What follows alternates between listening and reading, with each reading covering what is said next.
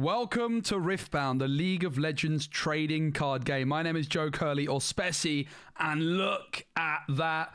I've got my hands on the Arcane promo cards from China for the upcoming League of Legends trading card game. And this weekend, there was so much news about this game which dropped. And in today's video, we're going to be covering all of it. Make sure you're subscribed because in just a few days' time, I have got a Learn to Play of Riftbound coming up on the channel because I did play some games at the weekend with some proxy cards and I cannot wait to share it with you. Thanks to the channel sponsor Card Market. Let's dive into some of the amazing news, starting off with looking at what does a board look like in Riftbound. So when you're making a deck in Riftbound, the thing you're going to start off with is by picking a hero card. No, a legend card. I keep calling them heroes, but it's a legend. And the legend here is Jinx. These are usually passive abilities or cards or an ability which costs you like 1 resource a turn or 2 resources a turn. They're not going to be summoned onto the board. They're just going to be chilling there all the time. And then once you pick your legend, you're also going to pick a champion card. Now, your champion card is actually just 1 card from your 40 card deck. So you're going to have a 40 card deck and you can play 3 copies of each card in that deck. But one of those 40 cards is going to be a champion card which starts on the board here. So for example, Jinx Rebel is the selection here. So I could include 2 more copies of Jinx Rebel in my 40, well actually 2 more copies in my 39 card deck in a way, because you have the champion here and then you're going to have 39 cards when you start the game. Now your champion unit, there's many different kinds of champion units. In fact, the Jinx here is one. It's just a card which is going to be able to be summoned for the same amount of cost that you would usually play, except you've got it on demand. You're just always going to have access to it. There's no risk of you not being able to draw it, and it's not going to be in your hand. So you're going to have your hand plus your champion card plus your legend as things that you can utilize when you're playing Riftbound. So here's your deck, but you've also got a rune deck which consists of 12 cards, and runes in Riftbound are your mana, your energy, your lands, whatever you're used to calling it. They are your resources that you're going to be using to pay for your cards' costs. And your rune deck is going to be made up of 2 different rune types based off the color of your chosen legend. So with Jinx, it's red, purple, and in the trial decks, you have 6 of each of these runes, but you're going to be able to, if you wanted to, play 12 of one rune color, 11 of one rune, and 1 of one. The choice is going to be absolutely up to you. Now we'll talk about how things like how you pay for costs and all that sort of thing in just a little bit, but this area here is going to be your base, and in the middle of this board, so you've got your playmat here, you've got your opponent's playmat. I imagine here is where you are going to be putting your location. There's basically going to be 2 locations in a game of Riftbound, 1 presented by each player at the start of the game. These locations have different abilities, such as like when you move here, someone discards a card. Different locations, 2 locations on the board, 1 from each player, and controlling those locations is how you gain points. And you can see the little point system here, 0 to 8. The first player to 8 points will win. And again, we're going to cover a lot more of that on my Learn to Play, but just to give you a bit of an overview of how the game is going to work. Here you can see the summit. There was a bunch of very lucky people that I'm not at all jealous of that were at Riot HQ, I believe in Los Angeles, certainly in North America, I think in the California region, and I'm very, very jealous. I'm not even going to pretend, but they got their hands on it. You can see some images here of what it's looking like, some of the cards in hand, obviously with the sample text there, but the cards look absolutely beautiful.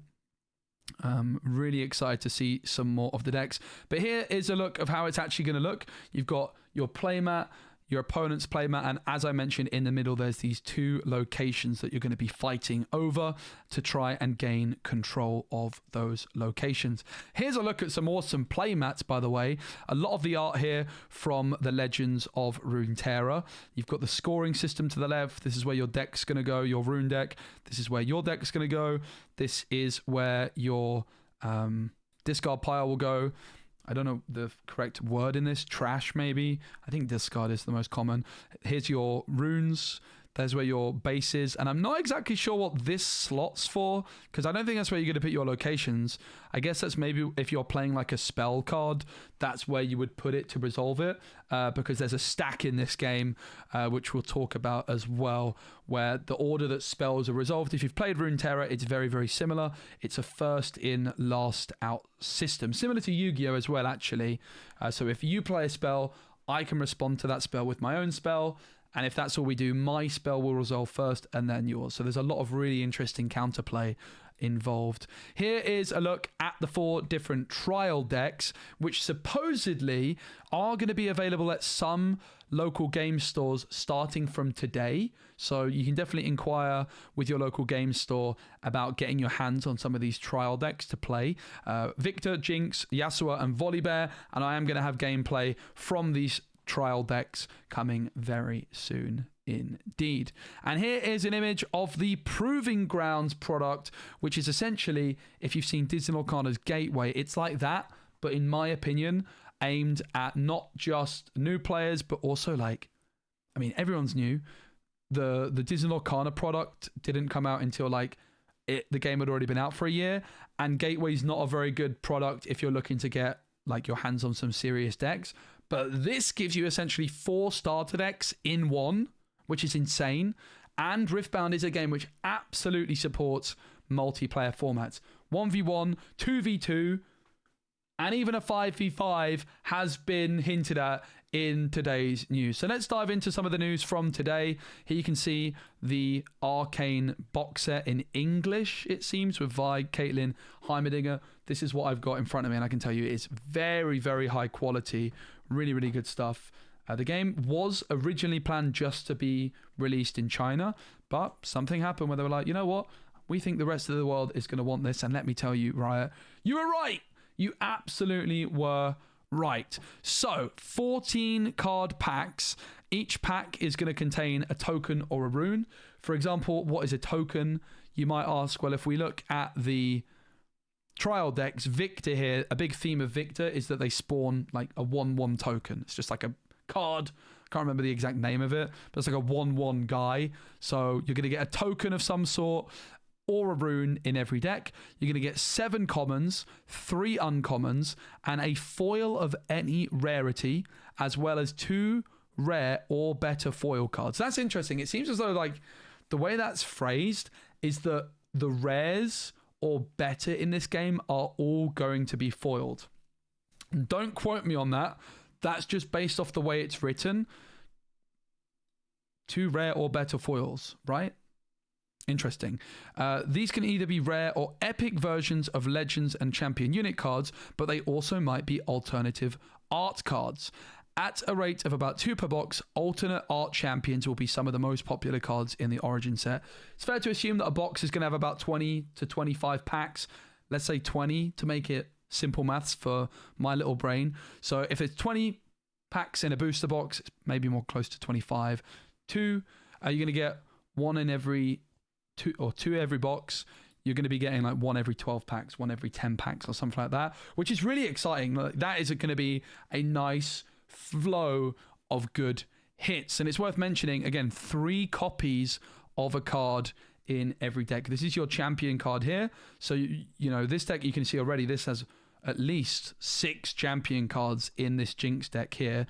If you're playing the max copies of each, 6 alternative artworks to look for. And I know there's actually another really good Jinx that's a champion as well. So you could easily like get 9 alternative champion arts and put them all into your deck. But you're going to especially want those really fancy champion cards for your starting board, because then you get to flex it even. You don't need to draw it and you're guaranteed to be able to flex. And that's where the even rarer cards come in. About 1 in every 3 boxes will contain a overnumbered card. So 1 in every about 60 to 70 packs. These are going to be full art, alternative art cards, but they're not revealed yet.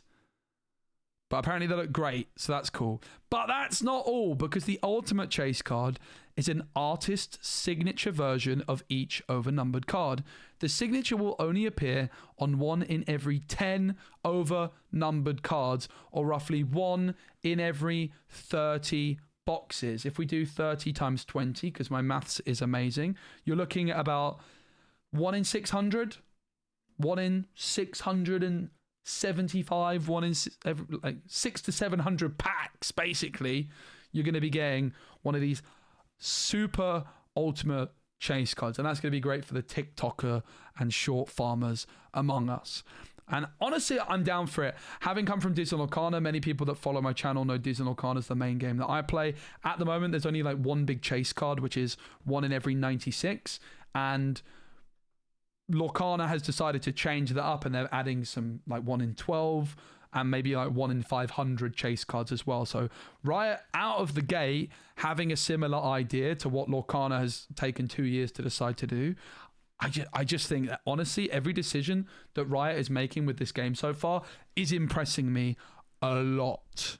It really, really is. Now, Origins, the first set, is going to be using a lot of reused art from Runeterra, which I'm all for.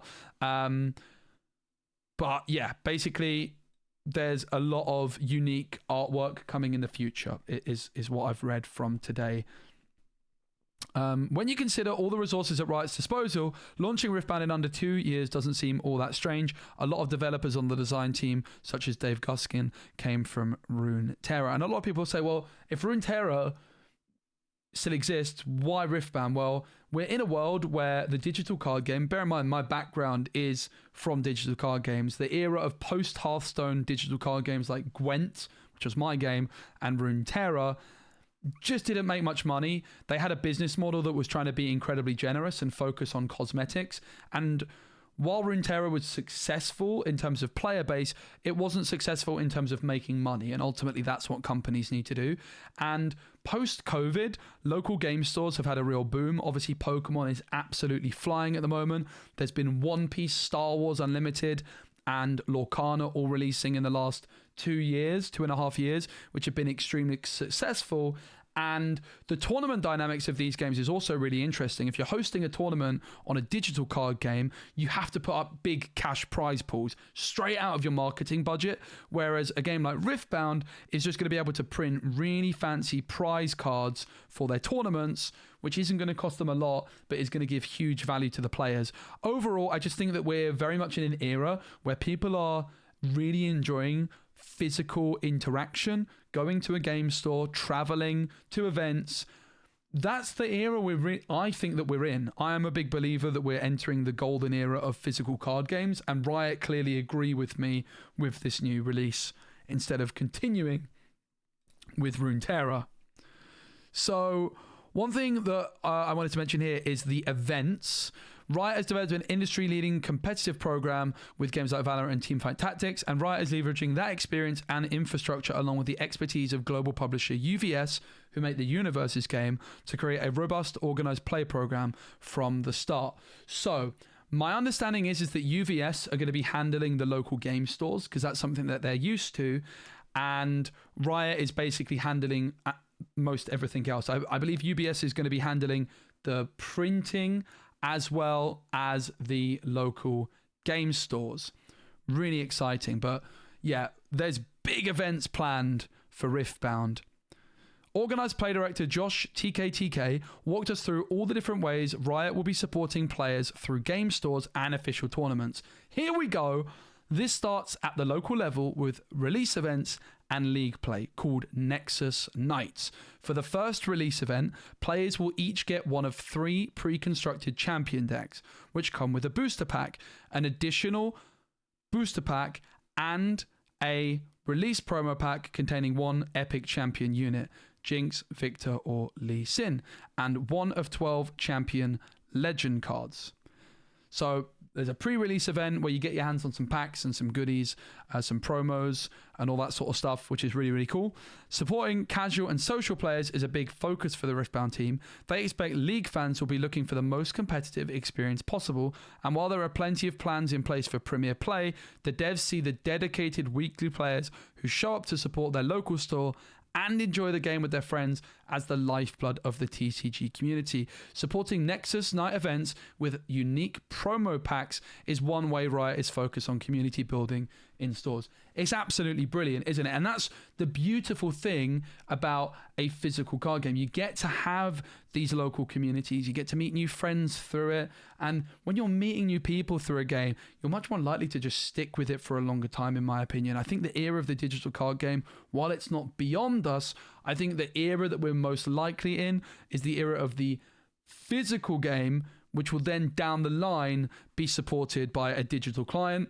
And I fully expect Riot to have a digital client for Riftbound in the future, just like I expect Disney Lorcana to have a online client in the future as well. Riftbound was originally designed as a multiplayer game, but it is now a 1v1 also, but it supports, therefore, 4-player and 2v2. So I was saying that's the same thing. No, like 1v1v1v1, 4 players all competing against each other, but also 2v2.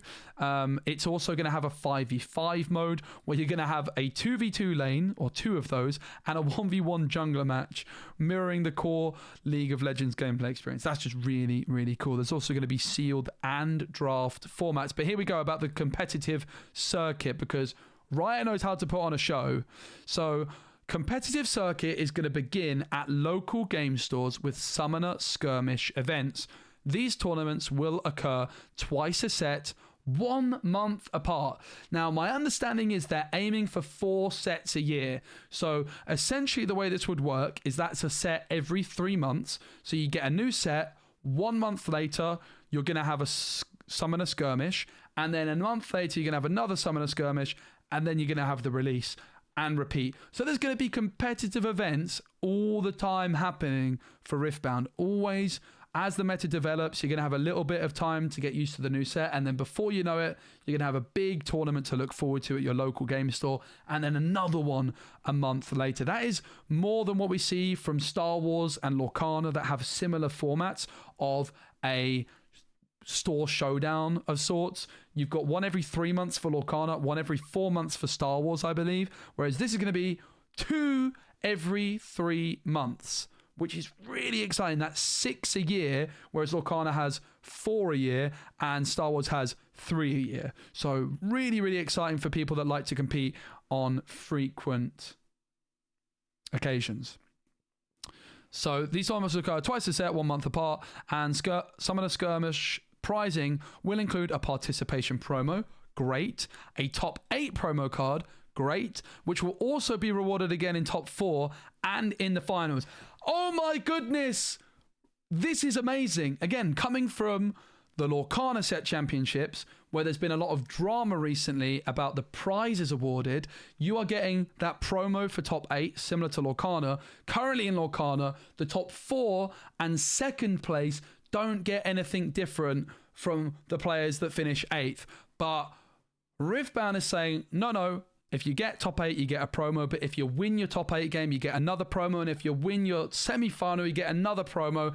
And then if you win the whole thing, you're going to get a full playset of the promo as well as a champion playmat. In fact, the finalist will also get a full playset of that promo card, right? So that's just absolutely outstanding. Now, what some of you might say is, well, okay, if you're getting all of these promos, that's going to devalue them for the collectors. But ultimately, Summoner Skirmish events aren't about the collectors. It's about the players at the local stores. So being able to get your hands on these prize cards, okay, their secondary market value isn't going to be as high if you just gave out one copy to the top 8. But frankly, that is great for players. I know that if I win a whole event and I get a champion player mat and a playset, I'm going to be absolutely chuffed. And I love that there's extra stakes for winning every single game. So if you lose in the final, you're not going to have the same prize as the top 8. And that's not all, because winners of the Summoner Skirmish will also be rewarded a bye in the first round of a regional tournament. Are you kidding me? That is absolutely amazing. And when do the regional tournaments kick off? In December, which is not far off at all. This is at least in English-speaking countries. So the game is coming out in October, which means 1, 2, basically the end of the first set, December, is when we can expect this regionals to begin. Unbelievable. And therefore, you're also going to have to assume that the skirmishes are going to be before December. So you'd imagine you're going to get one skirmish in November, one in very early December, and then one in mid-December, for example. Incredible. It's going to be so fast-paced. The top players of each qualifying for regional championships. So you know how we talked about that 3-month cycle of release, skirmish, skirmish? It's actually going to be even tighter than that. It's going to be release, skirmish, skirmish, regional, release.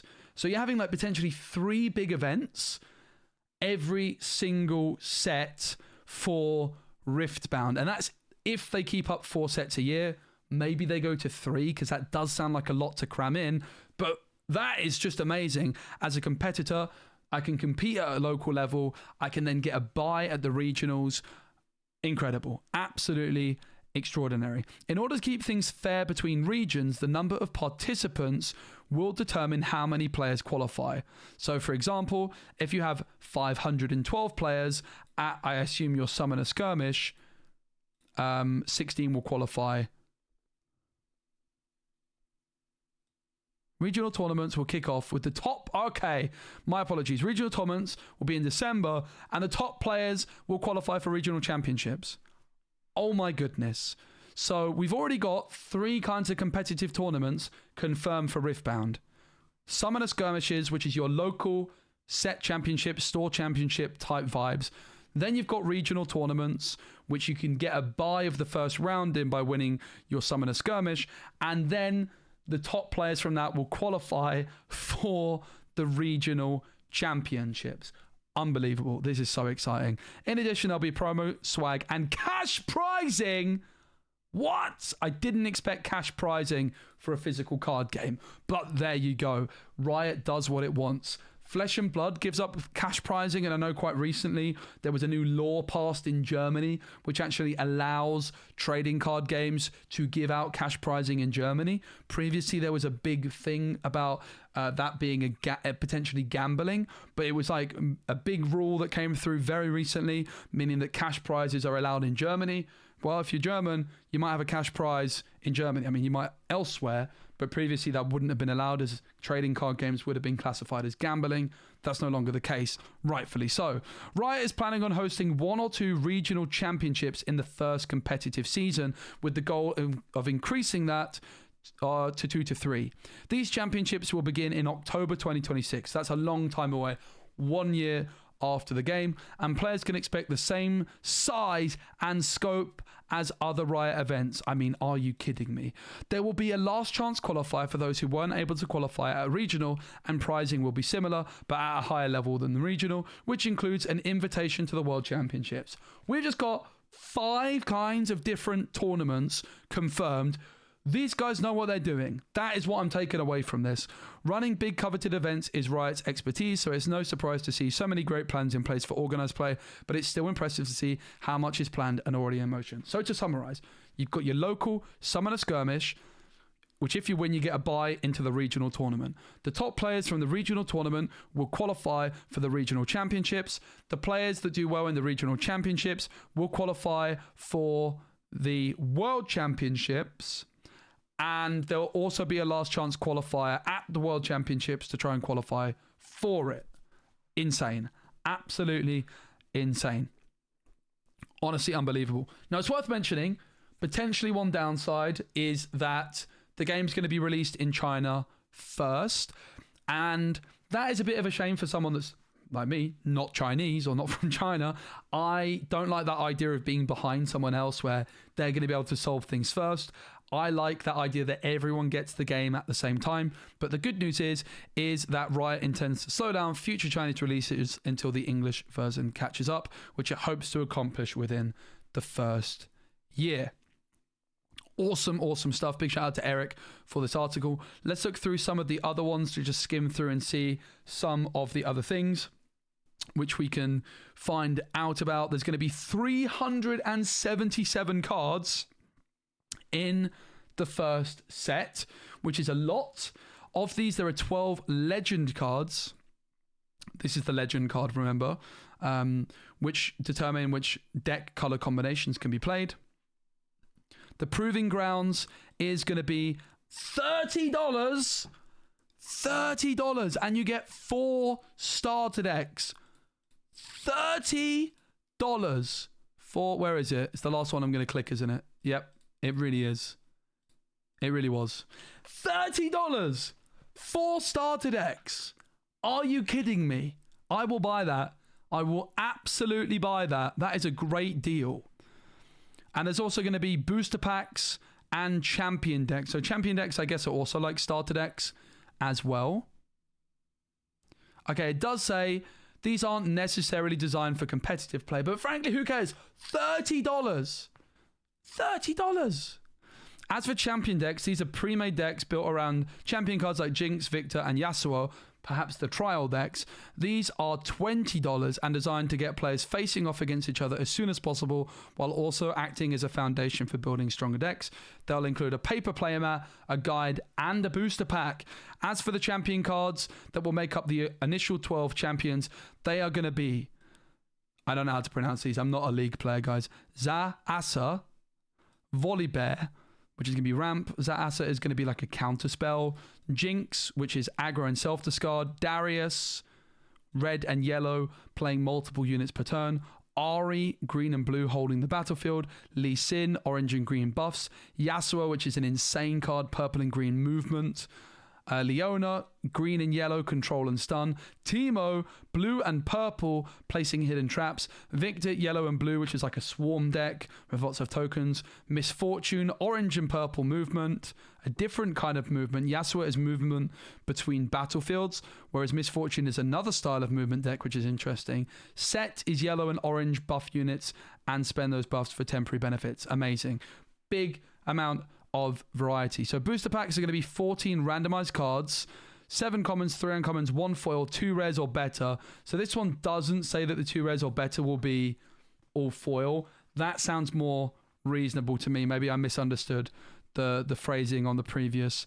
And a play object like a token or rune, which can also come in foils or alt art variants. Foil runes sounds pretty exciting. Beyond this, there are several layers of cosmic rarity, alternative arts 1 in 12, rarer 1 in 72, the overnumbered, and the stamped signature cards 1 in 720 or so. Absolutely amazing. Apparently, Riot's approach for Riftbound is to make the cards relatively accessible for those interested in playing,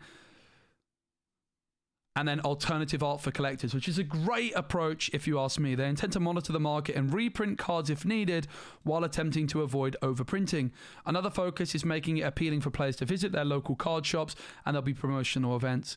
Absolutely amazing. 4 sets a year with cards beginning to rotate in 2020. They already announced rotation, guys. Oh my God, these guys are insane. The communication is through the roof. The communication is through the roof. As for Origins, the rest of the unannounced cards will be revealed from now until July 18th, a few weeks before the game's release in China. Oh my goodness. I can't wait to play some more. Oh my days. If you're excited for Riftbound, let me know in the comments below. Thanks to all the article writers. Thanks to Riot for making a very exciting game and being insane at communicating. Here's some other ways that you can play the game if you're interested. It's going to be spoiler season at the moment. The League of Legends mid-season internationals in Vancouver will have trial decks. Gen Con. That's it for now. Hopefully we can get it over in Europe at some point in an official capacity. Riot, please send me some official trial decks so I don't have to use proxies, mate. That would be awesome. I would be well up for it. Yeah, really, really excited. Riftbound Set 2. It's going to be 4 sets a year. With each set, there plans to be new champion decks. Potentially new iterations of the Proving Grounds. And set 3 is the objective to have China and the rest of the world synced up and released at the same time, which seems very, very reasonable to me. So local play and premiere, which we already talked about as well, is the official words for them. You've got Necklace Night, which is the weekly event. You're going to have the Summoner Skirmish. So cool. So cool. Key philosophy behind the organized play was to give players a sense of momentum. Wins at the local level will offer you buys if you visit the regional qualifiers. So good. Regional qualifiers are in December. There'll be less regional championships in the first year. That makes sense. One in America, one in Europe. I want to go to both, please.